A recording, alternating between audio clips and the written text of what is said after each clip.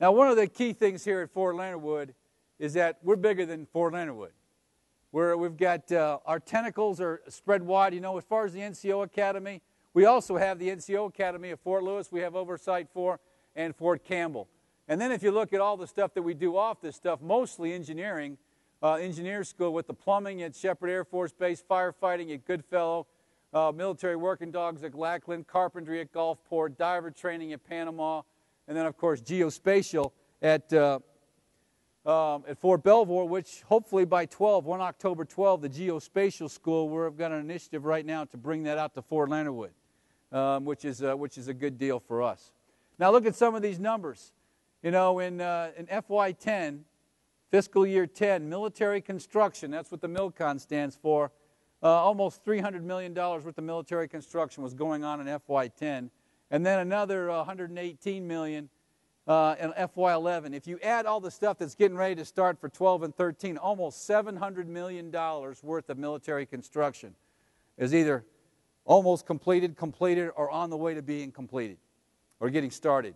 So amazing amount of military construction and growth going on here at Fort Leonard Wood. When you look about economic impact, $3 billion a year is the economic impact to the surrounding community based on what goes on here at Fort Leonard. We'll be talking about contracts, we'll be talking about civilian workforce, what goes out into the communities, Waynesville, St. Roberts, Rolla, you name it.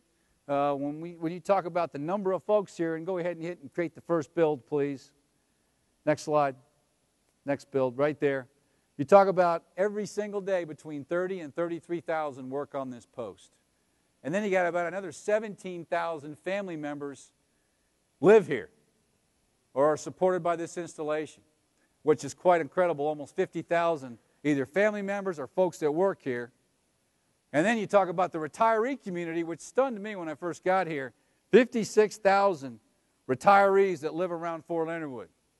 So when you talk about the impact, over 100,000 individuals are impacted or work or live around the Fort Leonard Wood community that have some kind of military affiliation. Huge deal. And then you talk about our training load. About 90,000 is what we're going to be training in FY11.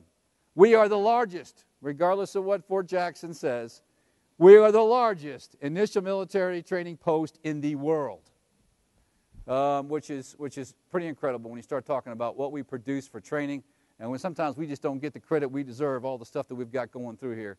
Not only to mention, we've got a large force comm footprint with the 4th Maneuver Enhancement Brigade, 2 battalions, the 5th and the 94th, the Military Police Battalion, the 92nd, and of course we've got the BSB, 193rd BSB, and the Signal Company, 94th Signal Company.